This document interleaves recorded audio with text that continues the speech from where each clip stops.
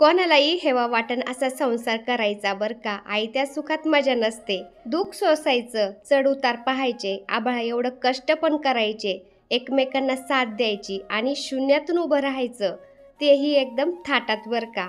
नमस्कार मंडळी, मी छाया आपलं सर्वांचं आपल्या आणखीन एका नवीन व्हिडिओमध्ये अगदी मनापासून स्वागत करते. तर आपलं वरचं हाट बनवलं, त्यानंतर आता देवाचं सामान ठेवण्यासाठी हे सनी भैयांनी मस्त बनवून दिलंय बरं का आपल्याला. हो छान झालं, मस्त झालं. आता त्याच्यावरती काय फट्टे मांडायचे का? अच्छा हा तीन पट्टे वाले.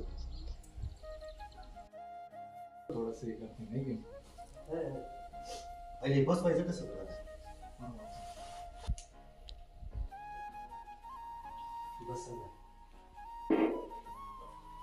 मस्त आहे उलटी सामान बस. हाँ जी बिल्कुल. वरती उचलायचं, वरतीच घ्यायचंय ते अंगास. फक्त आपल्याला किती वरती खाली करायची आपल्या हिशोबाने घ्यावं लागेल.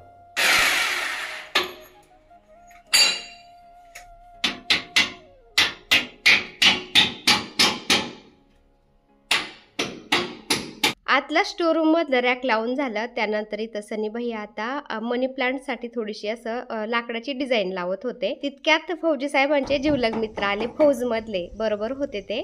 फौजी साहेब ज्युनियर होते आणि हे सिनियर होते, काहीतरी जेसीओ वगैरे होते ते. तरी पण ते एकदम असं मित्रासारखंच राहतात बरं का. तर इथं पांढरीच्या पुलाजवळ जवळच राहतात ना, त्यांचं गाव जवळच, त्यामुळे असं नगरला आले की ते मग येतात चक्कर मारायला. तर त्यांच्या मुलीबरोबर आले होते ते. आपलं टेरेस गार्डन पाहिलं त्यांनी आणि लगेच गेलं. एकदम भारी, एकदम एक नंबर. दुपारी सनी भैयांनी हे रॅक आम्हाला वरती लावून दिलं. फौजी साहेब म्हणले आपण संध्याकाळी निवांत देवाचं सामान आहे ना याच्यामध्ये भरून ठेवून देऊ. तर संध्याकाळी लागलं मग आम्ही हे सामान व्यवस्थित ठेवायला. तर असं लोखंडाचं रॅक बनवून घेतलंय फौजी साहेबांनी सनी भैयांकडून आणि त्याच्यावरती असं लॅमिनेशन केलेले प्लाय टाकलेत. तर 3 लेअरचं रॅक झालंय मस्त. सगळं देवाचं सामान त्याच्यावरती मावून जाईन आता. तर रांगोळी ठेवायला सुद्धा जागा नव्हती बरं का ताईंनो. मला रांगोळी काढली ना, ते रांगोळीचे डबे कुठं ठेवायचे हा प्रश्न पडायचा, कारण देवाचं सामानानेच ते छोटंसं रॅक भरलं होतं सगळं. आणि इकडं स्टोरूममध्ये भरपूर राडा होता, तर सगळं राडावरती वरच्या स्टोरूममध्ये गेलाय आता. आणि हे सगळं छोटंसं स्टोरूम आहे ना, देवाच्या सामानासाठीच केलंय आम्ही. तर माझ्या रांगोळ्या वगैरे सगळं याच्यात राहीन आता. तर आपल्या घरात कसं सगळ्या वस्तू जिथल्या तिथं ठेवल्या ना, टायमाला भेटल्या की मग बरं वाटतं. हे सण सुद्धा आलं ना, एक वस्तू काढायला गेल्या का दुसरीच वस्तू खाली पडती. एवढा राडा झाला होता ना, एवढ्या 2 कप्प्यांच्या काय ठेवायचं काय घ्यायचं काय म्हणजे कळतच नव्हतं. त्यामुळे आम्ही आपल्या खालच्या स्टोरूम मध्ये ना आता हे देवाचं सामान ठेवण्यासाठी ना थोडंसं रॅक बनवून घेतलंय. आता हे सगळं सामान व्यवस्थित सिस्टमॅटिक त्या स्टोरूम मध्ये आम्ही ठेवून देतो आता.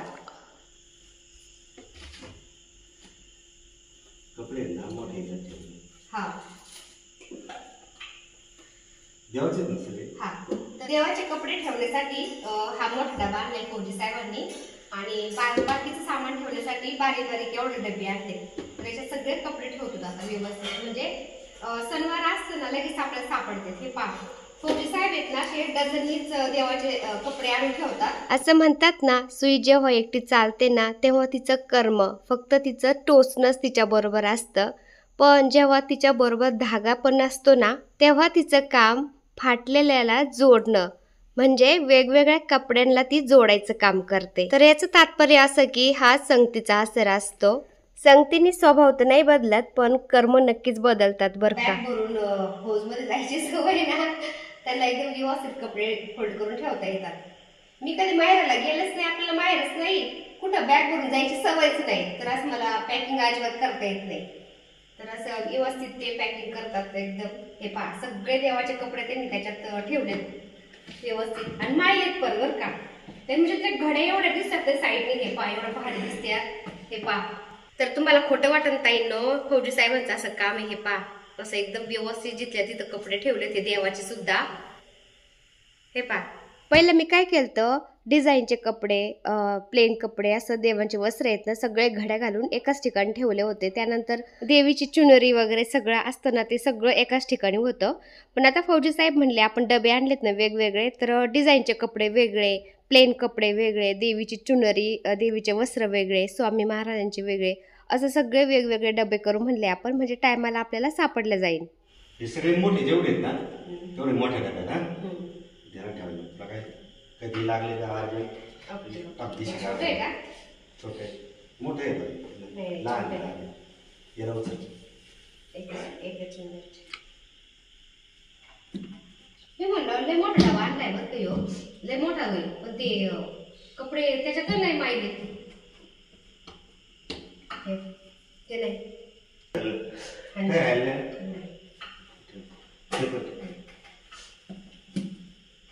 शिरायला ते राहिलं ते वेगळं. ते त्याच्यात ठेवायचं का? हा डबा जाऊ द्या पलीकडे. हा डबा फुल झाला आणि हा पण ठेवू. ते एका याच्यात ठेवायचे सगळे देवीची वस्त्र. आता हे पण वस्तू आहेत बाळकृष्णांचे. ठेवते राजू धरे इथं ठेव खाली नंतर ठेवून जाऊ ठेवून. आता हे पहा स्वामी महाराजांच्या वस्त्रांना आणि बाळकृष्णांच्या वस्त्रांना मी एक वेगळाच डब्बा केलाय. म्हणजे आपण पूजेला बसलो ना लगेच आपल्याला ते सामान सगळं एका जागेवर मिळून जातं. छोटे छोटे स्वामींचे वस्त्र आहेत. स्वयंपाक पण चालू होता माझा एकीकडं. मी कुकरला काळे चणे लावले होते भाजीला आणि पीठ मळून ठेवलं होतं. तोपर्यंत म्हणलं हे देवाचं सामान सगळं सेट करावं व्यवस्थित स्टोरूम मध्ये. तर असे कवड्यांचे दिवे, त्यानंतर असं आपण डेकोरेशनचं सामान पण मागवतो ना पूजेसाठी, तर ते सामान असं एकदम व्यवस्थित ठेवलं ना आपल्या टायमाला सापडतं. तर एवढ्या याच्यात एवढं गजबज झाली होती ना ताईनं. 2च कप्पे होते तुम्ही बघू शकता. एवढ्या याच्यात काय काय ठेवायचं आणि देवाचं पूजेचं साहित्य खूप छोटं मोठं भरपूर लागतं ना. मग ते असं खूप राडा झाला होता. काही पूजा अर्चा असली ना तर सणवार आले ना ते सामान लागतं ना काढायचं म्हणलं ना एक काढाय गेलं का ते दुसरंच पडायचं. एवढा राडा झाला होता त्याच्यामध्ये. कुठं काय ठेवलंय काही सापडत पण नव्हतं. त्यामुळे मग खालच्या स्टोरूममध्ये आता एकदम व्यवस्थित जिथं तिथं ठेवतो आम्ही. सगळं व्यवस्थित ठेवलं ना. आता तुम्हाला पुन्हा दाखवते मी. तर ताईनो आम्ही ओंकारेश्वरला गेलो होतो ना. तर नर्मदा नदीचं हे पाणी आहे. आम्ही 2-3 असे ड्रम बाटली भरून आणलं होतं ना. तर त्याला अजून काहीच नाही झालं. तसं नॉर्मल पाणी जर आपण बाटलीत भरून ठेवलं तर त्याला शेवाळ लागतं, शेवळतं, खराब होतं. पण हे नदीचं पाणी ना त्याला अजिबात काहीच नाही झालं. काय सत्व असं नदीचं ना एकदम छान पाणी राहिलं हे अजिबात त्याच्यात शेवळ नाही काहीच नाही. तर आंघोळ वगैरे घालायला त्यानंतर असं कलशात आपण पाणी भरलं ना मंगल कलशात थोडंसं मी पाणी मिक्स करत असते. देवांना आंघोळ घालायला सुद्धा मी आपल्या नॉर्मल पाण्यात थोडंसं पाणी मिक्स करत असते. कुकरला शिट्ट्या चालू आहे, स्वयंपाक पण चालू आहे आणि आपलं सामान भरायचं काम पण चालू आहे. साहेबांना थोडासा वेळ मिळाला ना साहेब असं मला काही घरात करू लागले. वाटण्याची माळ आहे. छोटी माळ मी स्त्रियांत्रावर ठेवलेली आहे.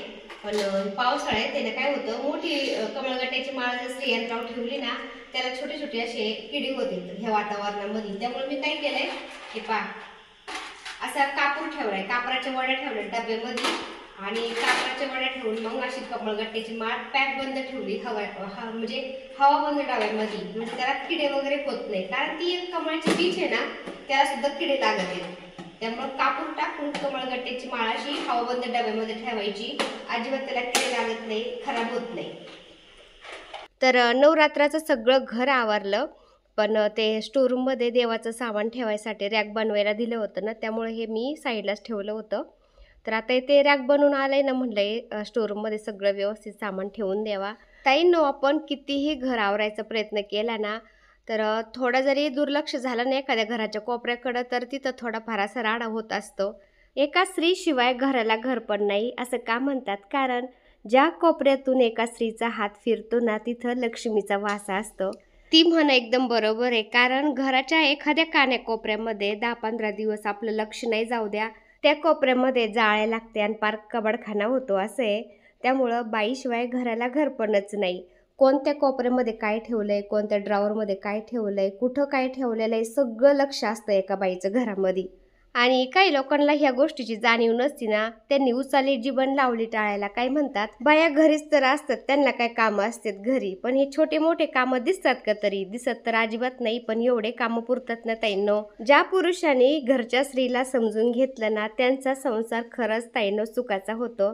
फौजी साहेब मला असं मदत करत असतात. छोट्या मोठ्या कामामध्ये पण मदत करतात.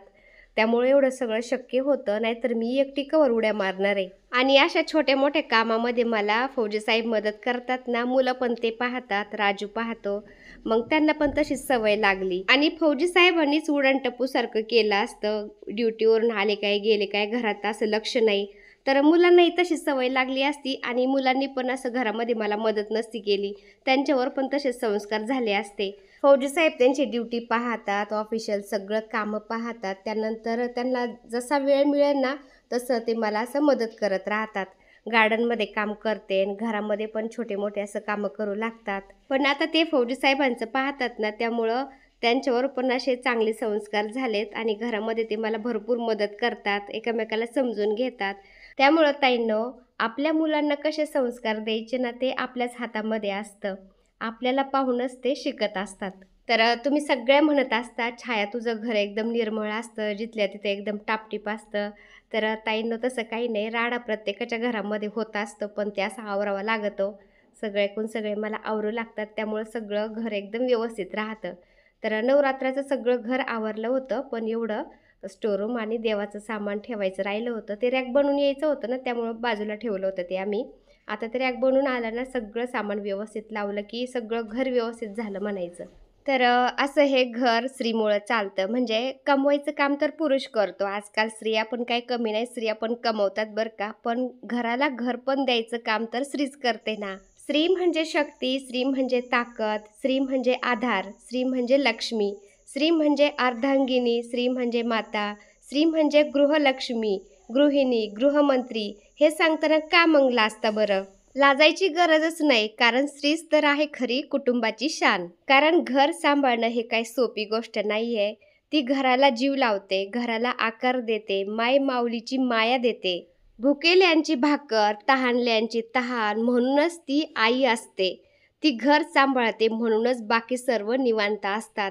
ती घर सांभाळते म्हणून तर बाकीचे सगळे ऑफिसमध्ये म्हणा, व्यापारात म्हणा, व्यवसायात निश्चिंत होऊन एकदम चांगलं काम करू शकतात.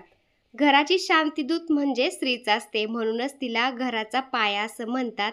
आपल्या घराण्याची सुंदर इमारत म्हणजे स्त्री. ती असेपर्यंत घर आनंदी असतं, म्हणूनच घरात शिस्त असते, मायेचा ओलावा असतो, बापाची ताकद असते, झाशीची राणी असते, म्हणूनच ती स्त्री नाही तर महालक्ष्मी असते.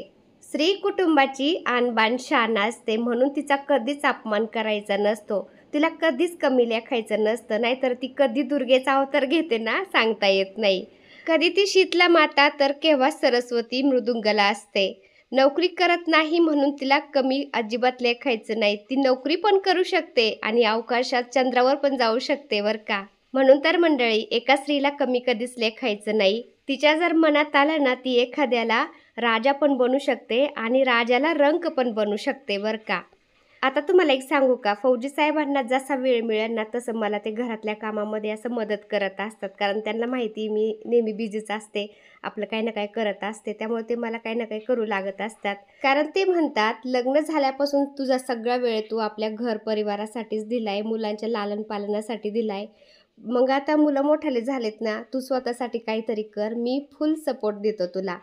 तर ते मला असं सपोर्ट करतात. आता कसं आहे ना, एखाद्या पुरुषाला सक्सेस होण्यापाठीमागं एखाद्या स्त्रीचा हात असतो, मग ती आई असू द्या, पत्नी असू द्या. पण एका स्त्रीला सक्सेस होण्यापाठीमागं पण पुरुषाचा हात असतो बरं का. मग त्या स्त्रीचा बाप असू द्या किंवा नवरा असू द्या. तर माझ्या पाठीमागं माझ्या फौजी साहेबांचा हात आहे. ते म्हणतात, तू चाल पुढं, मी भक्कम तुझ्या पाठीमागं उभा आहे. त्यामुळं मी चालते पुढं आणि त्यांच्यामुळंच तर मी आत्ता इथपर्यंत आहे आणि इथून पुढं सुद्धा कष्ट करण्याची माझ्यामध्ये हिंमत आहे, कारण फौजी साहेब आहेत माझ्याबरोबर. आता अजून एक म्हणजे विकृत लोकांचा एक प्रश्न असतो पहा. त्यांना वाटतं की हा नवरा हिचा घरामध्ये हिला मदत करतो असं तसं, तर हा बायकोचा गुलाम झाला वगैरे. तर बायकोला जर नवऱ्याने साथ दिली, तिला मदत केली कामामध्ये, तर तो लगेच बायकोचा गुलाम झाला का? तसं नसतं. दोघांनी एकमेकाला समजून घेतलं, एकमेकाच्या कामामध्ये मदत केली तर लगेच काही गुलाम नाही होत. मला तर एका गुलामाची बायको बनून नाही राहायचं, मला माझ्या राजाची राणीच बनून राहायचं आहे. तर माझा नवरा राजाचे आणि मी त्याची राणी. जाऊ द्या, ज्याचे त्याचे विचार नाही का. आपण दुसऱ्यांच्या विचाराला काहीच नाही करू शकत, इग्नोर करायचं फक्त आणि पुढं चालत राहायचं. तर चला, आता हे सगळं सामान कसं ठेवलं आहे मी तुम्हाला व्यवस्थित दाखवते आता. नाहीतर म्हणताना छाया लईच बडबड करती. टाकायचे ते वस्त्र, प्लेन वस्त्र, त्यानंतर हे डिझाईनचे वस्त्र, हे माता लक्ष्मीचे, त्यानंतर देवीचे आपण जो साज शृंगार करतो ना त्याचे वस्त्र, चुनरी वगैरे. त्यानंतर हे पहा याच्यामध्ये स्वामी महाराजांचे आणि बाळकृष्णांचे वस्त्र आहेत. याच्यामध्ये कवळगट्ट्याची माळ ठेवलेली आहे हवाबंद डब्यामध्ये. आणि हे पहा हे छोटे छोटे माळी असतात ना देवांच्या, तर जास्तीच्या आणून ठेवते ना मी, त्या वेगवेगळ्या प्रकारच्या सगळ्या माळी आहेत. त्यानंतर हे देवींचे मुखोटे आहेत. हे पहा असे पॅक करून ठेवलेत म्हणजे धूळ बसत नाही, नाही का. 4-5 मुखोटे आहेत त्याच्यामध्ये, ते ठेवलेत.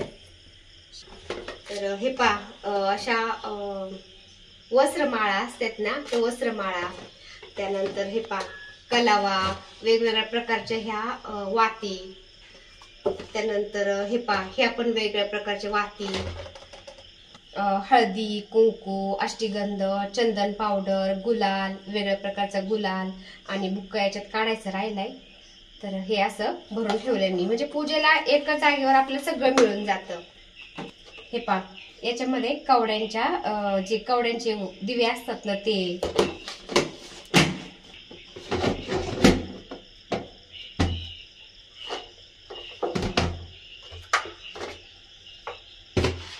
त्यानंतर याच्यामध्ये आपण जे धूप कप बनवले होते ना, तर आपण हे धूप कप बनवले होते ना घरी, हे ठेवले त्याच्यामध्ये. फुलवाती, त्यानंतर रांगोळीचे छोटे छोटे साचे असतात ना, इमर्जन्सीला हे का असे रांगोळीचे साचे. तर आपण हे घरी बनवलेले असे धूप ह्या प्रकारची बनवली होती ही धूप. आता हे पहा देवीच्या ओटीचं सामान. तर कधी मध्ये आपल्याला असं इमर्जन्सी मध्ये लागतं ना, त्यामुळे मी थोडंसं असं जास्त आणून ठेवत असते. ओटीचं सामान सगळं, बांगड्या बिंगड्या सगळं असतं त्याच्यामध्ये. हे पहा मी ओंकारेश्वरला गेले होते ना, तिकून आणलेला अष्टगंध. त्यानंतर अक्कलकोटला गेले होते, तिकून आणलेला अष्टगंध. असे अष्टगंधाचे 2-3 डब्या.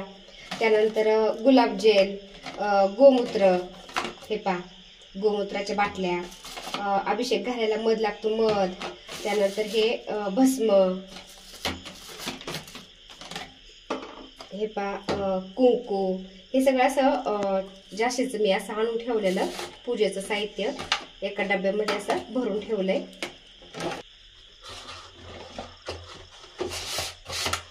माळी वगैरे सगळं छोटं छोटं ठेवलंय.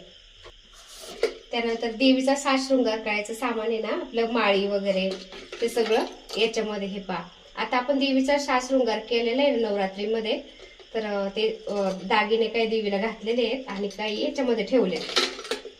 तर असं एका जागेवर ठेवलं सगळं आपल्या टायमाला सापडतं मग. आणि हे पहा इथं भीमसेनी कापूर. त्यानंतर आपल्या फुलवाती आहेत ना तुपामध्ये भिजवलेल्या. फुलवाती तर इथं भरपूर आहेत, पण अशा तुपामध्ये भिजून ठेवल्या त्या पण आहेत. तर असं वरती ठेवलंय सगळं. आणि इथे सगळे आपले दिवे आहेत, देवाचे ताट, दिवे, समया. त्यानंतर हे तामण, तांबे, हे आपलं पुस्तक ठेवायचं सगळं, म्हणजे देवाचं सगळं पळी वगैरे सगळं. हे पहा सगळं इथं ठेवलंय. दिव्यांचं म्हणजे वेगळं सेक्शन केलंय, या सामानाचं वेगळं केलंय सगळं, वस्त्र वगैरे सगळं. आणि खाली आपलं रांगोळीचं ते सगळं. हे पाहिजे कोपऱ्यामध्ये सगळं गंगाजल ते ठेवलंय. तर आम्ही ओंकारेश्वरला गेलो होतो ना, नर्मदा नदीचं पाणी वगैरे असं कुठं देवाला गेलो ना, मी नदीचं पाणी आणत असतो देवांना आंघोळ घालायला.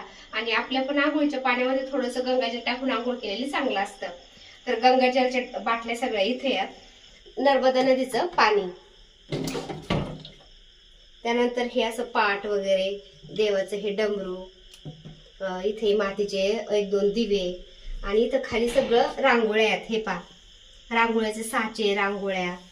आणि हे आपलं किचन साठी मी फॉइल पेपर ते लावण्यासाठी आणलंय ना, ते मी आता नंतर लावून दाखवून तुम्हाला. तसंच ठेवलंय. फौजी साहेबांना आता कंटाळा आलाय त्यामुळे ठेवलंय तसंच. तर असं देवाचं सामान आम्ही इथं सेट केलंय, बाकी काहीच नाही ठेवलंय. इथं सगळं देवासाठीच केलंय आपण हे स्टोर रूम. आता पलीकडे ठेवत होतो आम्ही ते, पण तिथं एवढा राडा झाला होता ना, त्यामुळे म्हणलं चला इथंच ठेवू, म्हणजे काही लागलं ना आपल्याला आलं की लगेच असं म्हणजे कोणत्या याच्यात काय ठेवलंय ना लगेच दिसतं आपल्याला, आणि मग आपली पूजा पण पटकन झाल्या जाते टाइमावर. नाहीतर मग ते पूजेचं सामान एक सापडलं एक नाही सापडलं, मग ते खूप गोंधळ होतो. त्यामुळे म्हणलं चला इथंच ठेवू आपण आता. तर हे सकाळ सकाळ फौजी साहेबांचं आणि राजूचं काम झालंय चालू. तर फौजी साहेब बोलले आता झाडांची थोडीशी कटिंग करू आपण, कारण पामट्रांची झाडांचे पान आहेत ना थोडे थोडे असे खाली लोंबल्यासारखे झालेत. तर त्यासाठी फौजी साहेबांनी हे कटर पण आणले. पहिले कटर काय झालं, तुटलं का? ते तुटलं ना, पोथट झालं. हे ना का 450 रुपयाला आणलंय. एकदम भारी. आता हा ना, थोडस वेगळं आणलं, पहिलं वेगळं आणलं. याच्या किंमत आहे ना 700 रुपये, भेटलंय 450 रुपयाला.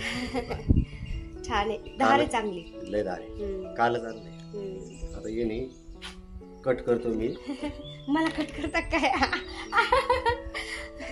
धारे त्याला लय नौटंकी माणूस. तर चला हे कसं काय कट करते बघते आता. बोला ना. हा ना,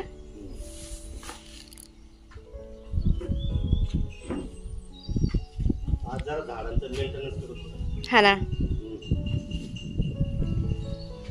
कट केलं का? हा हा या पण ब्लॉक होतं हे बघ. हा एक परत त्याला हे करावं लागेल. बापरे, चांगलंय मग तर. म्हणजे तसंच नाही राहत. म्हणजे लागत नाही.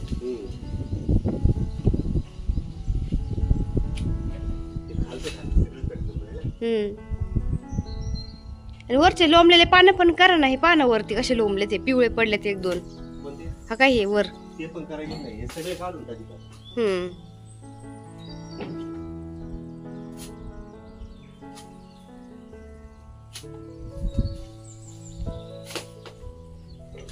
झाडांचं पण मेंटेनन्स करावं लागतं, नाही मग लय झाप होतो ते. लय मेंटेनन्स राहतं.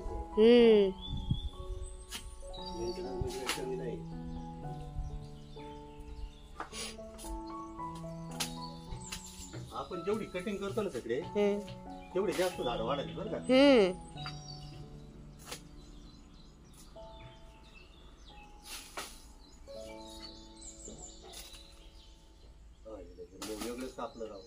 हाय का. हे पा कॉफी आणली गरम गरम. आणली तुम्हाला पण आणली, घ्या मामाला दे.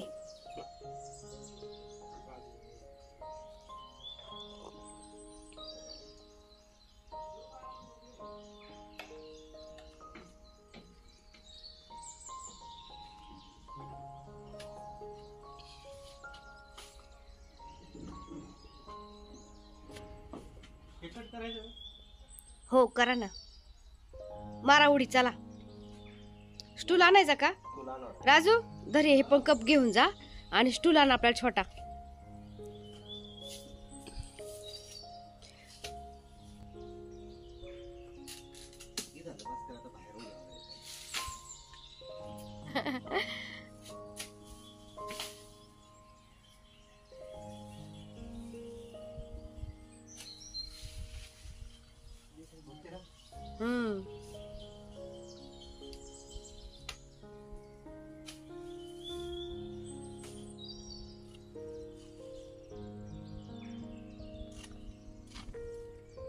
ते नको, फक्त खराब पानं दिसते ते खाली लोंबलेले.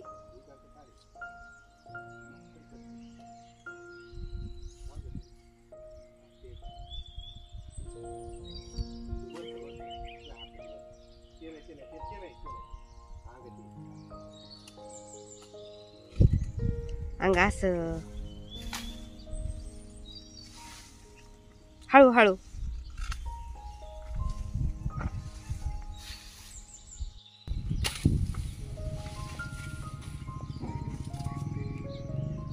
राजू ते पण आण.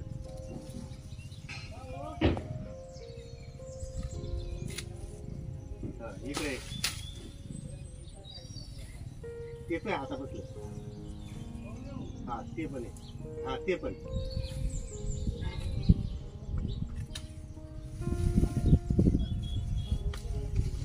बापरे, लयच मोकळं केलं हो तुम्ही. अजून बरोबर काय नाही बस. बस काय? हा एकदम मस्त हा. ऐक ना हा आता हे कटिंग करतो याला लोड झाला हा ना ते खाली लोंबल्यासारखं झालंय पार खाली झुकलंय ते तुम्हाला करतो. हा का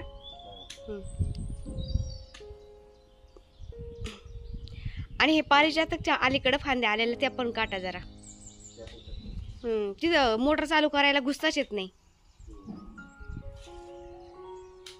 फौजे साहेब ऐका ना माझ्या भावाचं काहीतरी दुखत आहे राव ते सुकल्यावर झालाय. होय राजू